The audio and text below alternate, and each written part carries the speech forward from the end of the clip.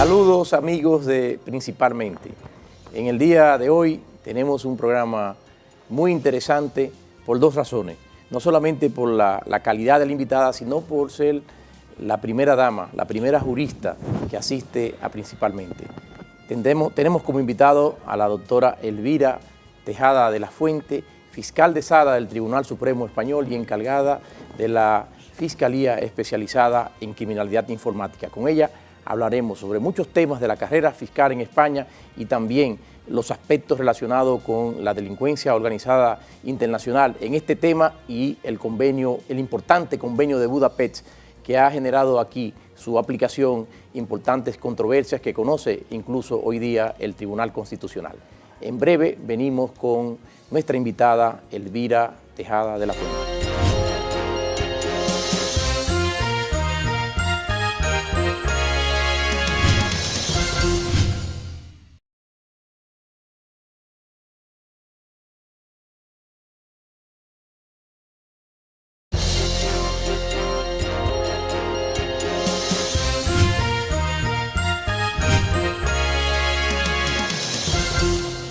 Saludos amigos de Principalmente. Hoy Principalmente está de fiesta. Está de fiesta porque por primera vez en Principalmente tenemos el honor de contar con una figura femenina. Es decir, con una abogada, con una jurista de un gran calibre. Y lo más importante para nosotros, se trata de una gran amiga, la doctora Elvira Tejada. La doctora Elvira Tejada es una abogada de los tribunales del Reino de España, que tiene un prolongado ejercicio en su carrera profesional, pero que se ha dedicado fundamentalmente a la carrera fiscal. Es una fiscal que desde que se gradúa en la universidad ingresa a la carrera fiscal en España, y con Elvira Tejada, nuestra querida amiga tanto del licenciado Olivo, de Ramón Núñez y un servidor, vamos a tratar todo ese trayecto y toda esa experiencia acumulada a lo largo de los años que tiene en ejercicio de su profesión de fiscal en España y que ha escalado posiciones importantísimas de diferentes puntos, de diferentes ópticas, desde el escalón, el primer peldaño, hasta llegar a lo máximo que llega un fiscal de carrera en España. Nosotros conocemos la trayectoria de la doctora Elvira Tejada, una persona con una formación y una capacidad jurídica extraordinaria, y una profesional ampliamente conocida en toda España, con un prestigio y una personalidad respetada.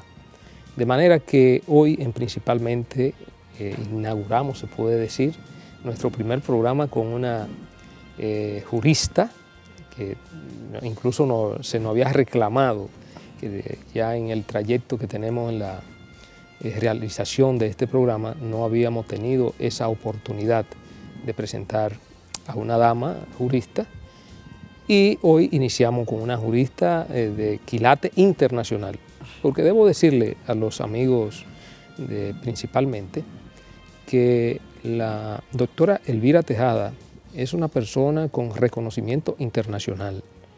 Incluso yo tuve la oportunidad de conocerla en una conferencia internacional que se celebraba en esa ocasión en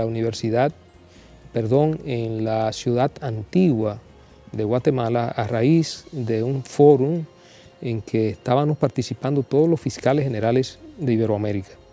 Y la verdad que desde esa ocasión quedé profundamente impresionado del manejo, de la destreza con que la doctora Elvira Tejada manejaba los diferentes temas que eran parte de la competencia en ese momento y de las atribuciones que ella manejaba en la Fiscalía General de España.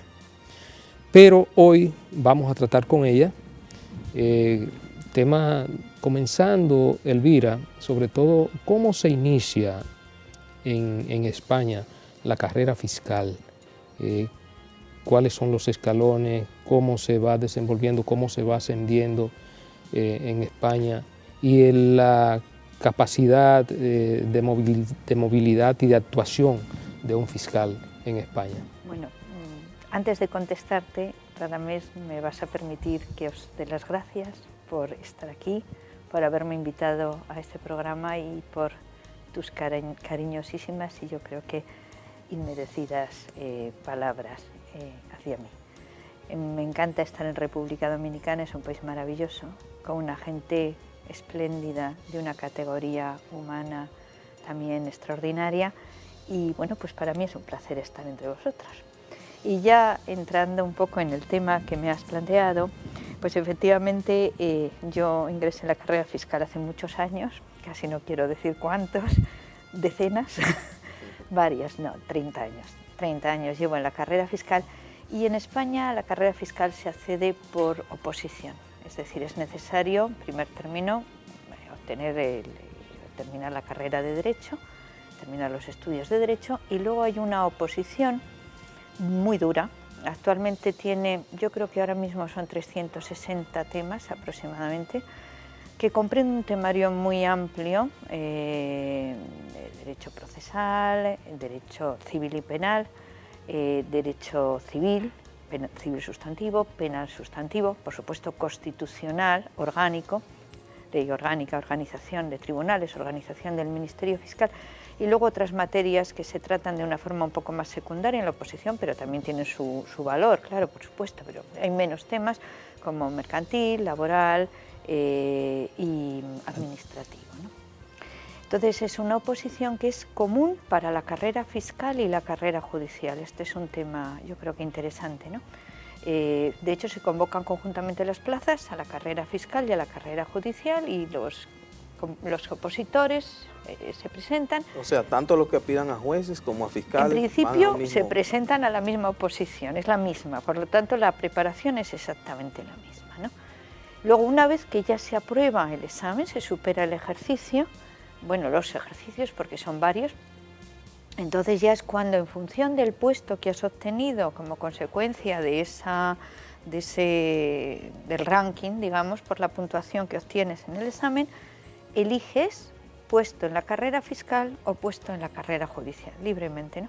Y a partir de ese momento ya continúa la preparación separados, porque entonces ya si has elegido la carrera fiscal, accedes a la escuela práctica, a la escuela, el curso de acceso se llama, a la carrera fiscal y si es la carrera judicial, pues a la de los jueces, a la escuela judicial.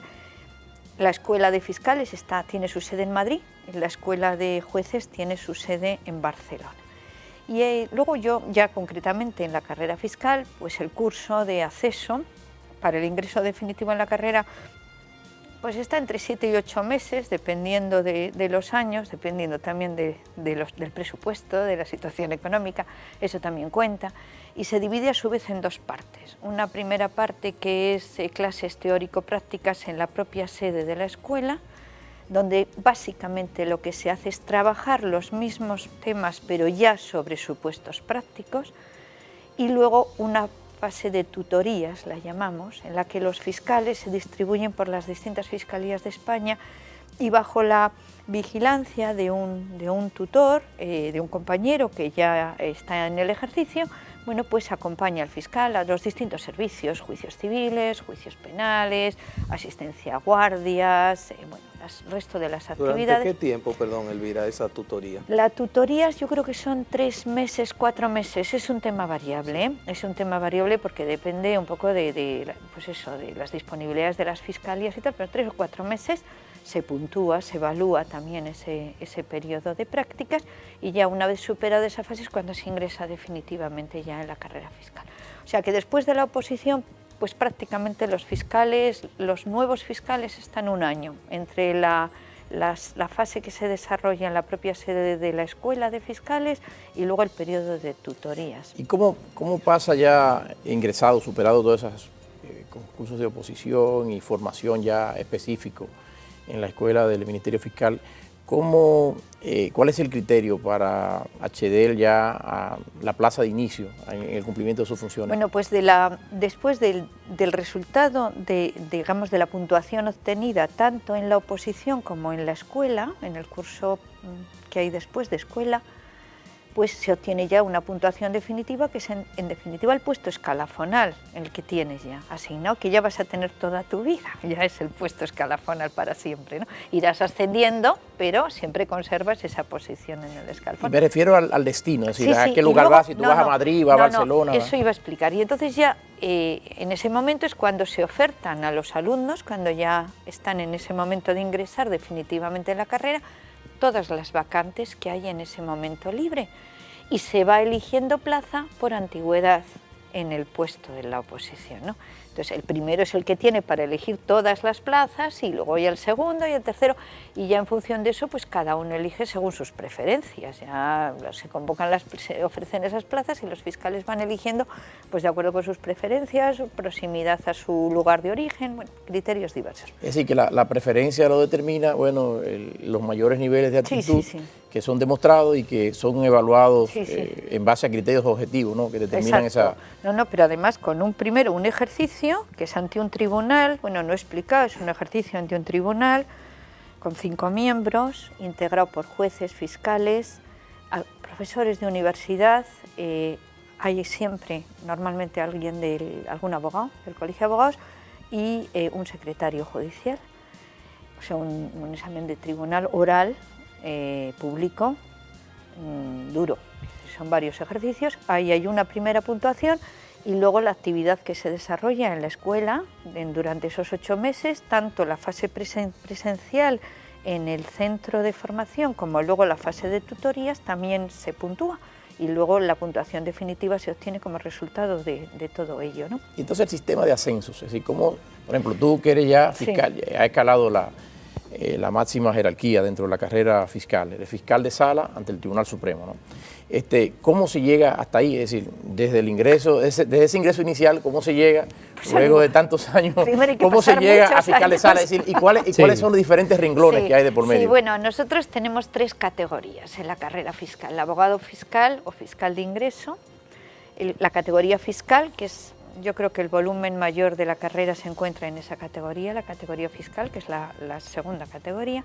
Bueno, sí, la segunda categoría, y luego ya la categoría de fiscales de sala, que esa es una categoría muy reducida, también son fiscales de primera categoría, que en estos momentos yo creo que somos 28 nada más en toda la carrera. Entonces los fiscales de sala, que es el órgano máximo, lo componen los jefes de las distintas áreas del Ministerio Fiscal en España, fiscales jefes del Tribunal Supremo, salas de lo penal, sala de lo civil, sala de lo contencioso administrativo, sala de lo social y sala de lo militar, el fiscal jefe del Tribunal Constitucional, fiscal jefe del Tribunal de Cuentas, los fiscales de la Audiencia Nacional, de la Fiscalía Antidroga, de la Fiscalía Anticorrupción y el resto de las fiscalías especiales, y luego los órganos centrales del Ministerio Fiscal, que son los que auxilian al fiscal general del Estado directamente, que son el fiscal jefe de la Secretaría Técnica, fiscal jefe de la Inspección Fiscal y fiscal jefe de la Unidad de Apoyo. ¿Y el teniente fiscal?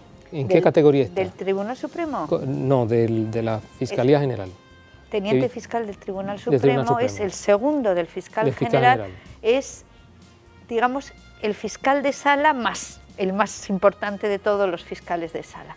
Es él el primer fiscal de sala, que es el primer puesto de la carrera, porque el fiscal general del Estado es un cargo de designación política, designación del rey a propuesta del gobierno, y el teniente fiscal del Supremo es un cargo de la carrera. Es decir, fiscal general puede ser, para ser fiscal general basta con ser un profesional del derecho, tener más de 15 años de antigüedad, pero puede ser un abogado, no tiene que provenir de la carrera. No, un fiscal, o puede ser un juez. Por ejemplo, ahora mismo el fiscal general del Estado es un miembro de la carrera fiscal, pero el anterior fiscal general del Estado... Don Cándido Conde Pumpido es un magistrado de la Sala de lo Penal del Tribunal Supremo. Es requisito imprescindible que ya tenga 15 años de ejercicio profesional efectivo, que se puedan comprobar. Exacto, que se puedan computar, ejercicio profesional efectivo, y además que tenga un prestigio reconocido, es decir, de reconocido prestigio. Y entonces se puede designar una persona que reúna esas características, sea o no de la carrera fiscal. Pero el teniente fiscal del Tribunal Supremo es el máximo cargo de la carrera, es decir, que solo se puede acceder desde la propia carrera, nadie de fuera puede ser teniente fiscal del Tribunal Supremo. Es el segundo del fiscal general del Estado, el vicefiscal general del Estado, diríamos, y además es el jefe de la Fiscalía del Tribunal Supremo en todas sus salas, el que coordina a los fiscales de sala del Tribunal Supremo. Elvira, tú mencionabas que mencionaba fiscales de sala que van ante lo contencioso administrativo, ante la sala de lo civil, me imagino que ante la sala de lo militar también, en el Tribunal Supremo. Es decir, el Ministerio Público en España, la carrera fiscal, no solamente tiene competencia en el ámbito de la persecución de las infracciones de tipo penal, sino que también tiene un papel importante ante otras jurisdicciones fuera distintas de la penal. ¿Cómo es esto? Sí, tenemos una fiscalía. ¿Cómo es ese sistema? ¿Cómo opera? Y ahora entendemos también eso que tú hablabas al principio, de lo riguroso de los estudios, de las oposiciones para poder ingresar o acceder a la formación definitiva que le permite ingresar a la carrera fiscal, es decir, tener un dominio realmente de todo el ordenamiento jurídico, no ser especializado en un tema específico, sino tener un dominio cabal del derecho. Bueno, en realidad la Fiscalía en España es una institución que está contemplada en la propia Constitución, en el artículo 124, y como función general tenemos, asignada por la Constitución, la defensa de la legalidad, de los derechos de los ciudadanos y del interés general tutelado por la ley, y velar por la independencia de los tribunales. Esas son la función que nos asigna la Constitución en los distintos órdenes jurisdiccionales. Hombre, obviamente después, dependiendo del orden jurisdiccional del que estemos hablando, las competencias del fiscal son mayores, o sea, más amplias o más reducidas, ¿no? En el ámbito penal tiene un papel fundamental en la medida en que nosotros somos los que ejercemos la acción penal, ¿no? Y entonces es motor en el ámbito de la jurisdicción penal. Pero tenemos una función importantísima, por ejemplo, en el ámbito civil, en materia de protección de menores, en materia de discapaces, por ejemplo, de tutela de las personas que de alguna u otra forma tienen reducida su capacidad de obrar, su capacidad de decidir, o bien pues por enfermedad o por algún otro motivo. Nosotros tenemos unas funciones tuitivas muy importantes, tenemos una función muy importante también en los procesos matrimoniales, intervenimos siempre que hay niños menores de edad en defensa del interés de los menores. Sobre todo cuando hay problemas, es decir, problemas de divorcio. Sí, claro, en los procesos matrimoniales, cuando hay niños, la obligación, cuando hay niños menores de 18 años, me refiero, la intervención del fiscal es obligatoria. Y es obligatoria precisamente porque el fiscal cuida en esos procesos del interés de los menores, es decir, de proteger el interés de los niños para evitar que la pugna entre los progenitores en conflicto no acabe perjudicando los derechos de los niños, que a veces puede ocurrir. Elvira, y en el ámbito de lo contencioso administrativo, hay una figura muy conocida en América, de España, que es el tema de la abogacía del Estado. Entonces, ¿dónde se separa, por ejemplo, ante los temas contenciosos administrativos, dónde se separa la labor de los fiscales que intervienen en procesos contenciosos administrativos de lo que es la abogacía del Estado? Es decir, ¿el fiscal es representación del Estado o es el abogado del Estado? No, el abogado del Estado. ¿Y el papel entonces el fiscal es defensor de la legalidad. O sea, emite una opinión, un dictamen parecido al antiguo comisario de gobierno francés. Es decir, el abogado, el Estado en el proceso, pero y en el proceso penal también, porque puede haber procesos penales en los que esté afectado el Estado. Entonces, como parte, o una acusación, o bien incluso como responsabilidad civil, a lo mejor del Estado en supuestos dirigidos contra funcionarios públicos en el ejercicio de sus funciones, etc. El abogado del Estado representa al Estado. El fiscal, su papel es el defensor de la legalidad, en todo caso, en todo tipo de procedimientos, ¿no? Entonces, en el proceso administrativo intervenimos básicamente en temas relacionados con la defensa de derechos fundamentales, de los derechos fundamentales en el proceso administrativo. Me imagino que igual sucedería en un proceso constitucional. Sí, bueno, y luego el fiscal tiene una función muy importante en el proceso constitucional. La la Fiscalía ante el Tribunal Constitucional pues interviene en los recursos de amparo que se plantean, interviene en las cuestiones de constitucionalidad, etc.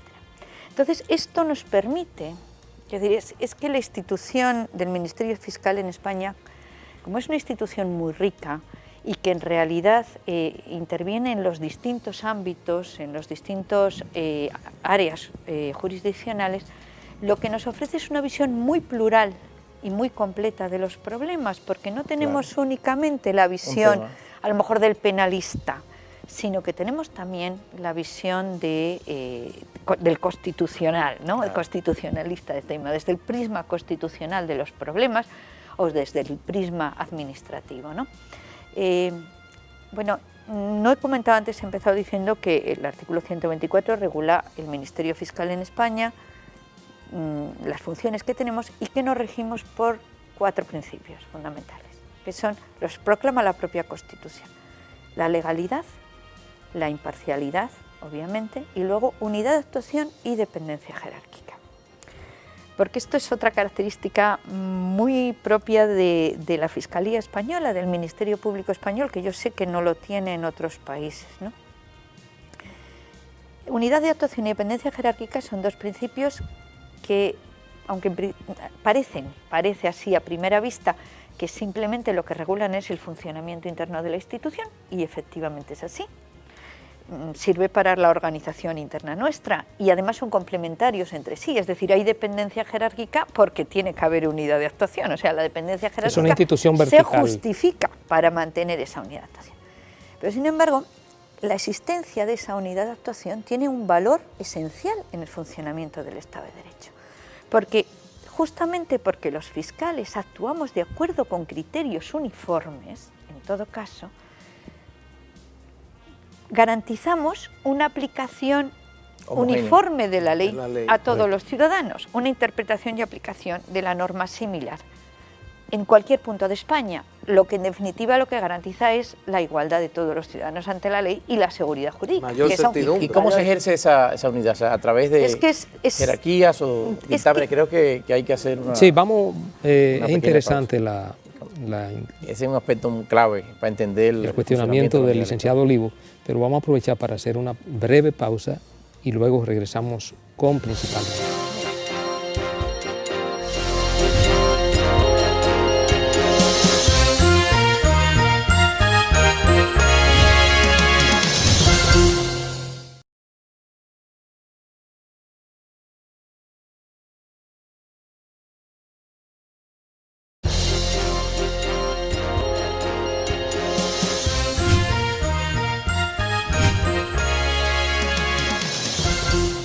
Continuamos Principalmente conversando con Elvira Tejada de la Fuente, fiscal de Sala del Tribunal Supremo, que nos honra con su presencia en este día.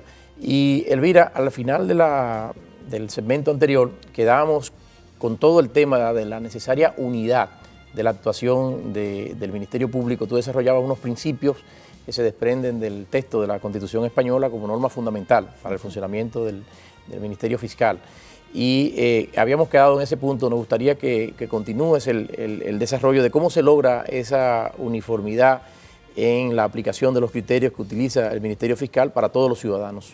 Bueno, yo lo primero que me parece interesante aclarar es que ese criterio uniforme no lo fija de una forma, digamos, exclusiva el fiscal general del Estado, que es lo que a veces se puede llegar a pensar, ¿no? Que aquí viene el fiscal general y dice, ahora todos los fiscales van a hacer esto y todos han de hacer esto.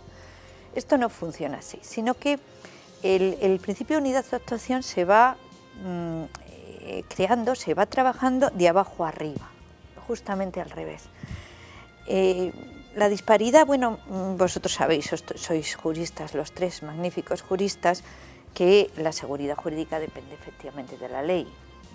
Que hay una ley y hay seguridad jurídica, pero en la interpretación de las normas y en la aplicación de las normas pues pueden surgir criterios distintos, porque los jueces, el órgano judicial, pues uno de los principios que orienta la actuación de los órganos judiciales en España es la independencia judicial. Entonces, en el ejercicio recto y honrado de su función y actuando con independencia pueden dar lugar a interpretaciones diferentes de las normas, ¿no?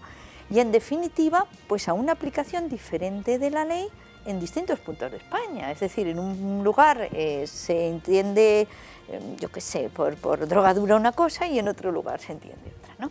Sobre todo esto ocurre cuando los principios, los preceptos son nuevos, todavía no se han rodado, ¿no? Hasta que se genera ya una jurisprudencia uniforme, bueno, pues puede haber estas divergencias. Entonces nosotros a través de los fiscales lo que hacemos es ir percibiendo estas diferencias de criterio en la interpretación y aplicación de las normas y trabajarlas nosotros internamente. Primero en las juntas de fiscalías provinciales, después en las juntas de comunidades autónomas, de fiscalías de comunidades autónomas, de regiones. Nosotros tenemos provincias y regiones. Y luego finalmente se trabajan en la Fiscalía General esas cuestiones que han generado discrepancias y se hace un documento donde se reflexiona sobre ello y se adopta una solución. Ese documento ha de ser aprobado, es examinado, estudiado por la Junta de Fiscales de Sala, que es el órgano al que me he referido anteriormente, que reúne a los jefes de las distintas áreas del Ministerio Fiscal y que tiene esa riqueza derivada de que el problema se ve desde los distintos puntos de vista que ofrece el ordenamiento jurídico y a partir de ahí se valora, se obtiene una conclusión y eso es lo que se publica por el Fiscal General del Estado y a partir de su publicación es de obligatorio cumplimiento. Es decir, que no es una decisión unilateral del Fiscal General. Déjame interpretar esto de esta forma. Son las distintas juntas que alimentan el trabajo. Exacto, es todo un trabajo. Vaya, he tenido la oportunidad maravillosa en mi vida profesional de ser jefe de la Secretaría Técnica de la Fiscalía General del Estado durante 7 años. Y justamente en la Secretaría Técnica es donde se prepara todo ese material. Se reciben todas las dudas que plantean las distintas fiscalías. Oye, se nos ha planteado una cuestión en este tema, no sabemos cómo resolverlo, aquí tampoco sabemos. Nosotros vamos viendo cómo se está resolviendo en los distintos lugares de España y ahí se elabora efectivamente un estudio profundo a partir de jurisprudencia, a partir de un análisis en profundidad del precepto cuestionado de una forma sistemática en conjunto con el resto del ordenamiento jurídico y se obtienen unos criterios que son los que son visados por la Junta de Fiscales de Sala y una vez aprobados se envían a todos los fiscales y son de obligatorio cumplimiento para los fiscales. Entonces así es como vamos sentando esa unidad de criterio que yo creo que es uno de los valores fundamentales que hoy por hoy tiene la Fiscalía Española, aparte del ejercicio de la acción penal, pero es algo muy característico de del Ministerio Fiscal en España y yo creo que ayuda grandemente a resolver problemas. Yo creo que, con perdón de Ramón, yo creo que ahora debemos aprovechar con Elvira toda su experiencia y básicamente en la función en que ella se encuentra ocupando actualmente, que tiene que ver con la dirección de la Fiscalía de Crímenes Informáticos.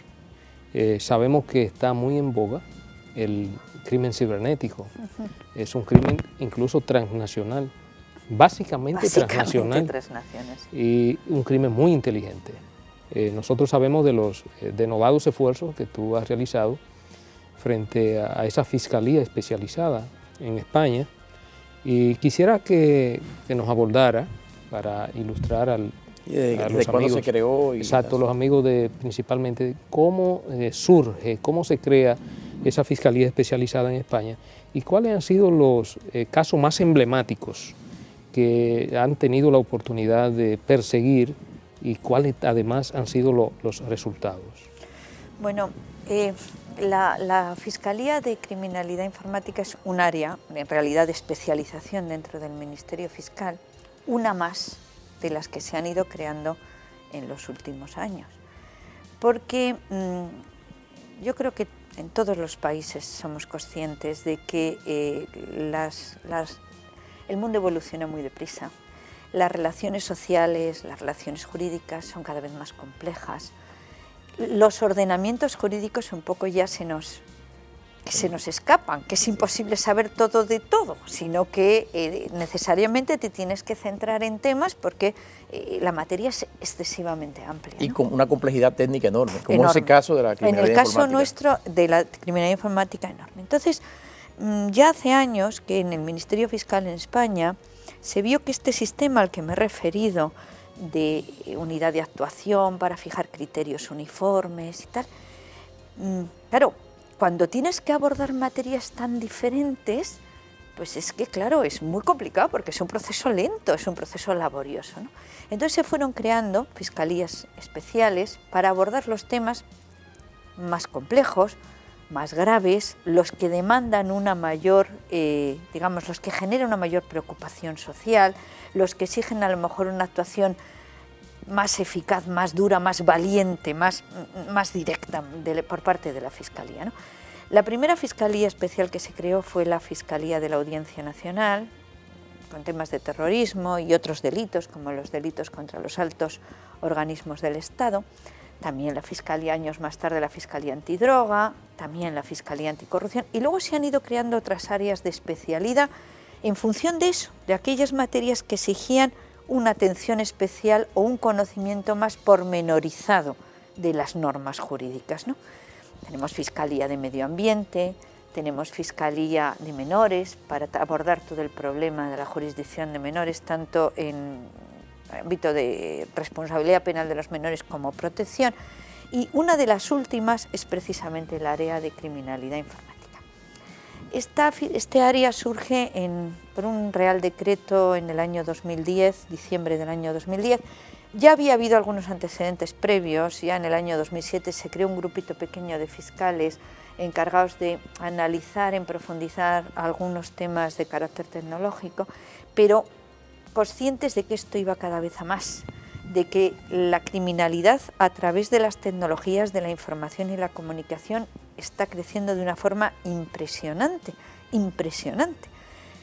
Lógicamente, además, porque a medida que se va generalizando el uso de las tecnologías, de la información y la comunicación, absolutamente para todo, por parte de todos los ciudadanos y para todo, es decir, para estudiar, para trabajar, para pedir hora en un dentista, para cualquier cosa utilizamos las tecnologías, pues entonces cada vez más comportamientos que antes se cometían de una forma, me refiero a comportamientos ilícitos, se están comenzando a cometer a través de estas tecnologías.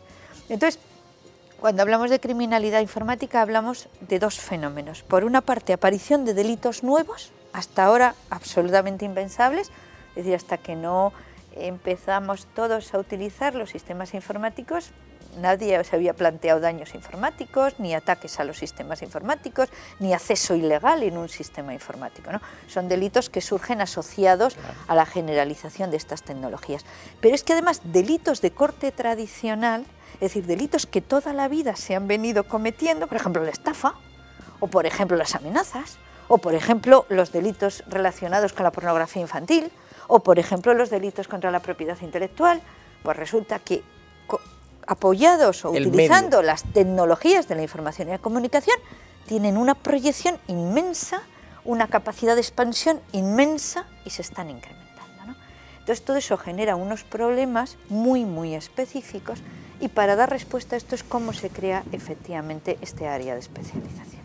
Decíamos que ese es un crimen básicamente transnacional. Sí. Supongo que también las labores que realiza la Fiscalía especializada, hay mucho contacto con los países, tanto en Europa como aquí en América. Hay también labores de cooperación. Sí. ¿Cómo se maneja eso? Hombre, es un tema que hay que hacerlo necesariamente, hay que plantearlo a partir de una cooperación internacional muy intensa. Todos los delitos, hace ya años que nos dimos cuenta que tenían muchos delitos una vertiente transnacional importante, el terrorismo, la trata de seres humanos, el tráfico de drogas. El blanqueo de capitales. El blanqueo de capitales, pero es que en esta materia es impresionante.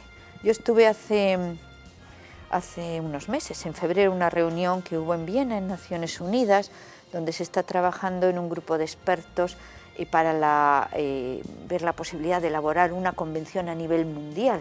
Parecida así a la de la delincuencia organizada transnacional, a la de la contracorrupción, el tráfico de drogas. Sí, efectivamente, Naciones Unidas está trabajando en esa línea, ¿no? Y se hizo un estudio previo, estuvimos 80 y tantos países, 83, 84, ahora mismo no me acuerdo, allí representados de todo el mundo, de los 5 continentes. Entonces, previamente se hizo un estudio nos mandaron un cuestionario a los países para que fuéramos respondiendo sobre los problemas que había en materia de criminalidad informática en cada país, cómo lo estábamos abordando, qué legislación teníamos, bueno, pues todo esto. Bueno, pues hay un dato que me pareció extraordinariamente llamativo. El 50% de las investigaciones relacionadas con crímenes cibernéticos tienen componente transnacional, según ese estudio de Naciones Unidas.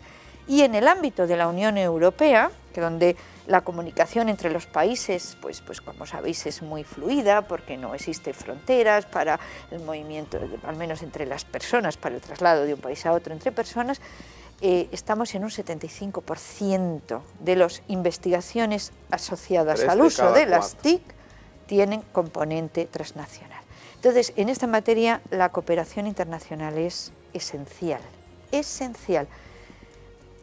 Primero hay que hacer una importantísima armonización normativa, porque claro, si no tenemos unas leyes similares, difícilmente podemos trabajar juntos. Tenemos que hablar el mismo idioma. Entonces, es necesario que primero los tipos penales sean similares en todos los estados, porque si no, claro, muchas comisiones rogatorias o muchas medidas de auxilio judicial internacional funcionan sobre la base del principio de doble incriminación. Por eso es muy importante ese esfuerzo que hace Naciones Unidas para generar una convención de alcance universal. Ya pasó hace muchos años en la Convención de Viena del 88 y hoy día prácticamente el universo de los países han tipificado de una manera idéntica todos los temas relativos al narcotráfico, tráfico de droga a nivel internacional y los problemas asociados también al blanqueo de capitales. Luego pasó con los delitos asociados a la criminalidad organizada a nivel internacional, mucho más amplio, más allá del tráfico de drogas. Y en Mérida, que fue la tercera gran convención de alcance mundial, la Convención de Naciones Unidas contra la Corrupción, es decir, esfuerzos que procuran esa homogeneidad de las legislaciones para poder responder a fenómenos delictivos que tienen por características ser fenómenos delictivos globales, es decir, y que interactúan precisamente en ese espacio global con una movilidad enorme. Precisamente, Elvira, como se trata de una fiscalía especializada, vamos a decir, relativamente joven en España, ¿cómo han encontrado el tema de los tipos penales recogidos por el ordenamiento penal español? ¿En qué medida han tenido que embarcarse en hacer reformas legislativas para comprender nuevas conductas o si las recogidas en la legislación penal son suficientes? Yo creo que en esta materia hay que asumir la necesidad de que los ordenamientos jurídicos estén haciendo un proceso permanente de actualización. Porque es que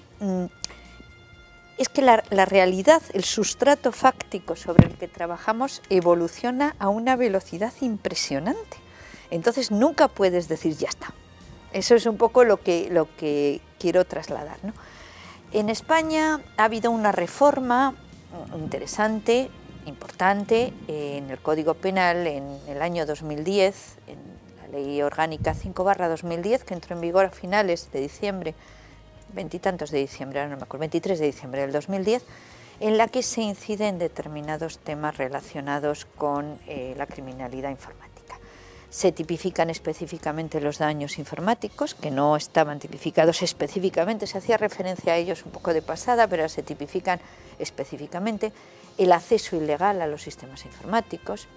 Se tipificó también una figura que es fundamental, es un tema muy, muy preocupante, el child grooming, en el artículo 183. ¿En qué consiste? El acoso a menores a través de la red. Acoso a menores a través de la red con fines de carácter sexual.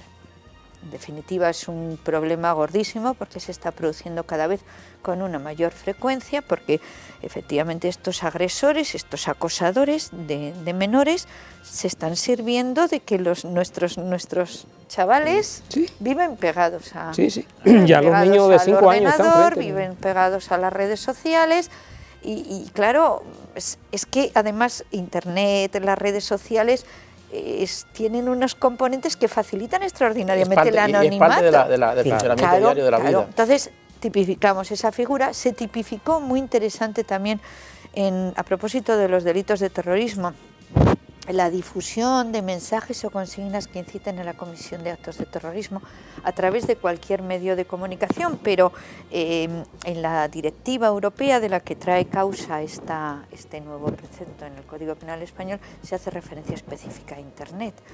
Es precisamente esas difusión de mensajes que generan a lo mejor esa tendencia a cometer un atentado terrorista, es decir, que incitan a personas que pueden estar ideológicamente próximas a determinados movimientos terroristas, grupos terroristas, pues por sí mismos adoptar la decisión de realizar un acto terrorista, ¿no? Se tipificó específicamente esa conducta. Y otra cosa interesante que hizo el Código Español fue que permite, a partir del año 2010, que se declare la responsabilidad en vía penal de las personas jurídicas justamente en los comportamientos asociados al uso de las TIC, en otros más también, pero en relación con los comportamientos, con muchos de los comportamientos asociados. Mira, ¿y de qué le ha servido a usted en la persecución del crimen cibernético el convenio de Budapest? ¿Ha facilitado como herramienta la persecución, sobre todo cuando se trata de perseguir la cooperación internacional? Bueno, es que el convenio de Budapest es hoy por hoy el documento, yo creo, más importante que hay para la lucha contra la delincuencia cibernética o contra la criminalidad informática, como queramos llamarla, a nivel internacional. Porque justamente la Convención de Budapest va en esa línea que apuntábamos antes, ¿no?, de procurar una armonización normativa, tanto en aspectos penales sustantivos como procesales, que no hay que olvidar los problemas que plantea la investigación, los problemas que no es solamente problema de tipos penales, esa parte es relativamente sencilla, tipificar todos igual, es mucho más problemático todo el aspecto de la norma procesal y de la investigación. Entonces la Convención de Budapest tiene, digamos, como tres objetivos: armonización penal sustantiva, es decir, que todos los países que suscriban Budapest regulen en sus ordenamientos jurídicos de una forma similar los delitos cibernéticos, las distintas manifestaciones de la criminalidad informática. Una parte de armonización también en el ámbito de la investigación o del procedimiento, en todo lo relacionado con la conservación de datos electrónicos y el acceso a datos electrónicos y el traslado de información de evidencias electrónicas entre países, es decir, cómo hacerla para que efectivamente esas evidencias electrónicas se puedan utilizar en otro Estado. Y la tercera parte, que es la relacionada con la cooperación internacional, reforzar la cooperación internacional en esta materia, porque además es que estamos en una materia en la que las evidencias electrónicas, que en definitiva son las que nos van a servir de pruebas para poder perseguir a los criminales, son extraordinariamente, ¿cómo diría yo?, vulnerables, volátiles, se dañan con mucha facilidad. Entonces hay que tener un cuidado muy especial en la conservación de esas pruebas para garantizar su autenticidad, su integridad y su invariabilidad, y que puedan efectivamente ser usadas en un proceso penal en el propio país donde se han producido o en otro país distinto. Y para eso es fundamental establecer unas normas procesales comunes, ¿no? Entonces la Convención de Budapest lo que hace es apostar por esto, fijar unos criterios básicos como, digamos, un común denominador, un mínimo común denominador que deberíamos adoptar todos los países. Es decir, hay también otras iniciativas a nivel regional importantes, no está solo la Convención de Budapest, pero hoy por hoy la más importante es la Convención de Budapest. Pero en cualquier caso, lo importante es conseguir tener una, porque un poco al hilo de lo que comentaba antes Solís, estamos ante un problema de carácter transnacional. No es que sea un problema de carácter transnacional, es que no hay espacio cuando estamos hablando de delitos cibernéticos. Es que no hay espacio y además se produce con una rapidez extraordinaria. Porque claro, si tú piensas en un tráfico de drogas, es transnacional, pero hay un barco que sale de un sitio con drogas y tiene que recorrer todo el Atlántico y llegar a un país. Es decir, eso lleva un tiempo y permite una, digamos, organización para perseguir esa actividad. Es que aquí es instantáneo. Se produce a la velocidad de la luz. Es instantáneo. Sí. Tenemos que seguir conversando con esto porque en el país se han producido importantes discusiones a propósito de decisiones en pro de la implementación del Convenio de Budapest. Pero así es. Nos parece que tenemos que hacer una pausa para que continuemos en Principalmente.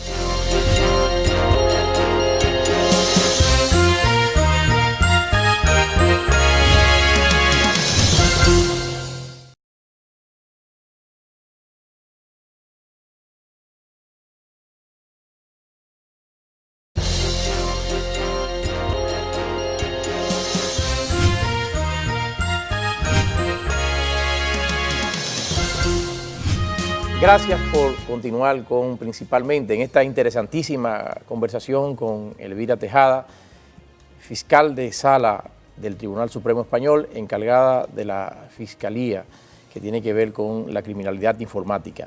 Elvira, al final del segmento anterior quedábamos en el tema de la conservación de la data, que es uno de los aspectos expresamente tratados en el convenio de Budapest, aquí en la República Dominicana, precisamente con motivo de una resolución adoptada por el órgano regulador de las telecomunicaciones, que precisamente imponía a las empresas de telecomunicaciones la obligación de conservar la data.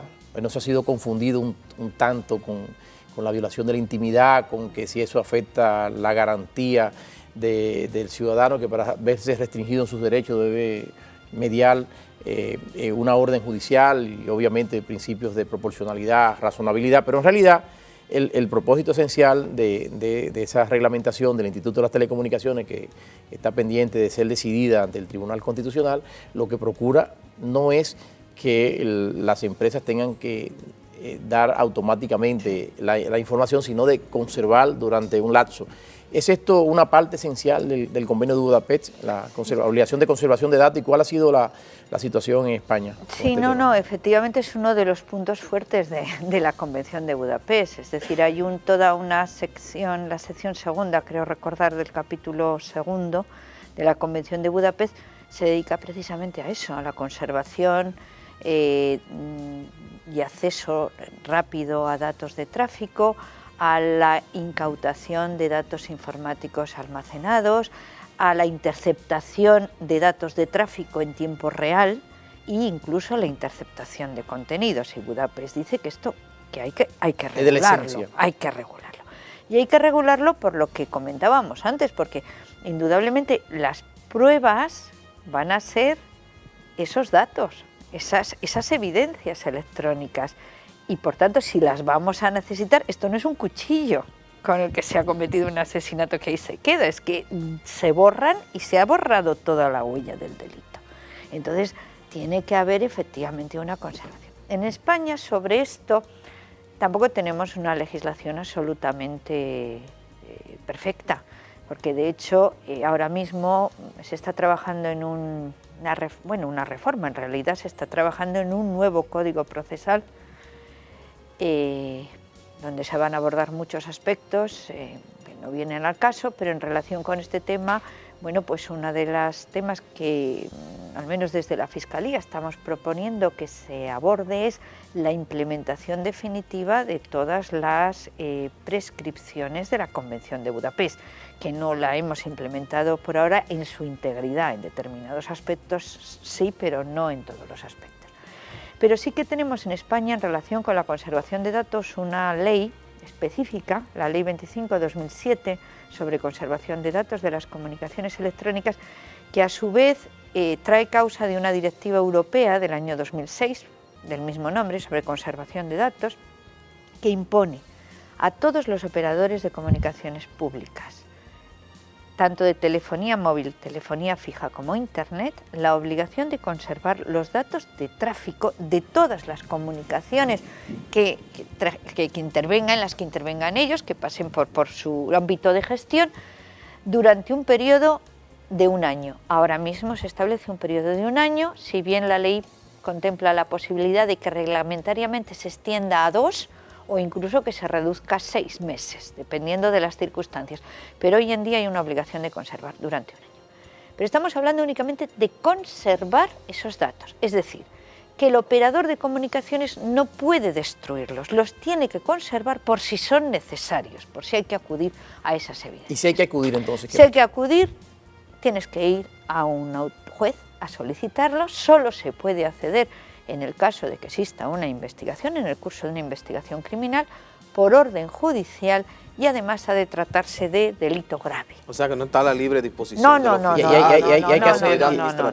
Hay que ir al juez, tiene que a través de una resolución motivada, en el curso de una investigación criminal, y además ha de tratarse de un delito grave. Ese es un punto muy importante, porque yo creo que gran parte de las preocupaciones que se han expresado en el caso dominicano es porque se pensaría que eso estaría a la disposición, a la libre disposición de fiscales o de la autoridad administrativa, y obviamente la garantía de que sea un juez el que autorice una intromisión tan fuerte en datos que tienen que ver con la intimidad. Y además ha dado lugar a un acuerdo de pleno de la Sala Segunda del Tribunal Supremo, ese tema. Es necesario hacerlo a través de una autorización tangencialmente, judicial. Elvira, tú te referías a que en España se está produciendo una reforma al Código Procesal Penal. Nosotros tuvimos una reforma del Código de Procedimiento Criminal, antiguo Código de Procedimiento Criminal en el año 2004. Eso ha sido un tema bastante polémico en nuestro país porque, bueno, fue un cambio cultural lo que produjo el nuevo Código Procesal Penal. Sin embargo, un cambio de modelo. Sin embargo, vemos que en países como España, un país del primer mundo, que todavía conserva una especie de sistema mixto, el sistema inquisitorial con una especie de sistema adversarial, ya están por adoptar el código, el sistema nuestro, el acusatorio adversarial. El Código Procesal, por eso me he rectificado, no es una reforma de la legislación procesal, es una nueva regulación procesal, porque el punto fuerte de esa reforma procesal es precisamente encargar la investigación criminal al fiscal. Porque ahora ustedes la comparten con el juez de instrucción, o más bien el juez de instrucción la tiene él. Nosotros intentamos ayudar lo más posible, pero no, se trataría de que la investigación la llevara el fiscal, eso sí, con un juez de garantías que controlaría efectivamente la marcha de esa actividad investigadora del fiscal, la posibilidad de las partes de presentar también sus pruebas, de ir accionando sus medidas de investigación. Que es lo que nosotros tenemos. Es la idea. Lo que pasa es que ni siquiera ahora mismo es un proyecto, es un borrador de proyecto. Pero hay mayores niveles de consenso hoy en España acerca de avanzar hacia... Desde luego, las últimas declaraciones que le he oído yo al ministro de Justicia, a Alberto Ruiz Gallardón, muy recientemente, son que sí, que el Código Procesal sale adelante en esta legislatura. Y en el ámbito de la Fiscalía General y los fiscales, ¿que simpatiza de la idea de ese cambio de modelo? Yo creo que sí. Estaríamos hablando de la desaparición del famoso juez de instrucción, el poderoso juez de instrucción. Pero además es que este tipo de... siempre he sido una convencida, pero ahora más, ante estas formas de criminalidad nueva, ¿no? Porque ante un fenómeno criminal como es este, en el que tú tienes una actividad criminal que no se desarrolla en un sitio con efectos en el mismo sitio donde se ha producido el delito. Es decir, no estamos hablando del robo de un coche en una calle de una ciudad española, estamos hablando de un delito que se está cometiendo en varios sitios a la vez y que está produciendo efectos en muchos sitios a la vez también. Entonces, desde ese planteamiento, el juez de instructor limitado a un espacio territorial acotado, cerrado, con problemas de competencia, que no puede salirse de su territorio, es un problema muy serio. Una de las cosas que estamos haciendo la Fiscalía ahora mismo es hacer una gran labor de coordinación de investigaciones, porque claro, se comete una estafa a través de Internet, la estafa más tonta, ofertar unos viajes, por ejemplo, de fin de semana que luego no existen, pero que has ido pagando por PayPal o por cualquier otro sistema. Y resulta que da lugar a 200, 300 perjudicados en distintos puntos de España, 200 o 300 procedimientos judiciales a instancia de los perjudicados, cada uno por una mínima parte de una actividad ilícita que en realidad es una actividad conjunta y que la única forma de responder adecuadamente es responder con toda la fuerza de la ley a la actividad en su conjunto, valorada en su conjunto, ¿no? Elvira, nosotros aquí en República Dominicana también tenemos grandes retos en ese mundo. Hemos ratificado Budapest, tenemos una Tenemos una ley de delitos de alta tecnología, tenemos un área especializada en la Procuraduría en estos temas, en la Policía también. En la Policía Nacional también, que han hecho un excelente trabajo. Supongo que Lo digo porque no es solo un tema que compete a España, sino en el espacio iberoamericano. Hay esfuerzos de cooperación, hay iniciativas concretas que van en ese sentido. ¿Y cómo va funcionando? Sí, mira, Ramón, me alegro. Digo de verdad, tuvimos el año pasado en Uruguay una reunión a la que asistió un representante de República Dominicana, que yo creo que es el que ahora mismo está encargado de precisamente John Henry, excelente fiscal. Sí, pues es el que acudió en nombre de República Dominicana. Estuvimos 13 países iberoamericanos representados en esa reunión. De fiscales, eran solo fiscales, era de ministerios públicos, a través de la IAM. Y estuvimos intercambiando opiniones y experiencias sobre cómo estaba en cada uno de nuestros países, tipificados los delitos relacionados con la criminalidad informática, cómo estaban los mecanismos de investigación estructurados, qué necesidades legislativas había. Y una de las ideas que surgió en esa reunión de Uruguay fue crear dentro de los ministerios públicos, de momento somos modestos, solo en el ámbito de los ministerios públicos, una red de puntos de contacto en las fiscalías iberoamericanas que nos permitiera ese contacto oficioso, pero ágil, rápido y sencillo, que luego sirva para que las comisiones rogatorias o las solicitudes de auxilio judicial internacional, cursadas de acuerdo con los requisitos legales, sin embargo, vayan mucho más ágiles. Eso le da mucha fluidez. Hombre, claro, porque ya sabes lo que necesitas enviar. Sabes con quién hablar. Efectivamente. Entonces, propusimos crear una subred dentro de Iberred, de la Red Iberoamericana de Cooperación Internacional, una subred dedicada específicamente a este tema, a criminalidad informática. La propuesta fue aprobada en la última reunión de fiscales generales iberoamericanos que se celebró en Panamá, yo creo que fue en noviembre del año pasado, y justamente ahora se ha cambiado la Secretaría General de la Iberred, ahora la ostenta Costa Rica, y entonces estamos ya en poner en marcha ya el sistema para que cada país haga la designación del punto de contacto. Mira, hemos tenido, y yo lo quiero decir porque estoy aquí en República Dominicana, un trabajo muy bonito con República Dominicana en una investigación que hubo a propósito de Anonymous, de este grupo, una serie de actuaciones que realizaron algunos grupos de Anonymous y que afectaron a España, a República Dominicana, Argentina, Colombia y Chile.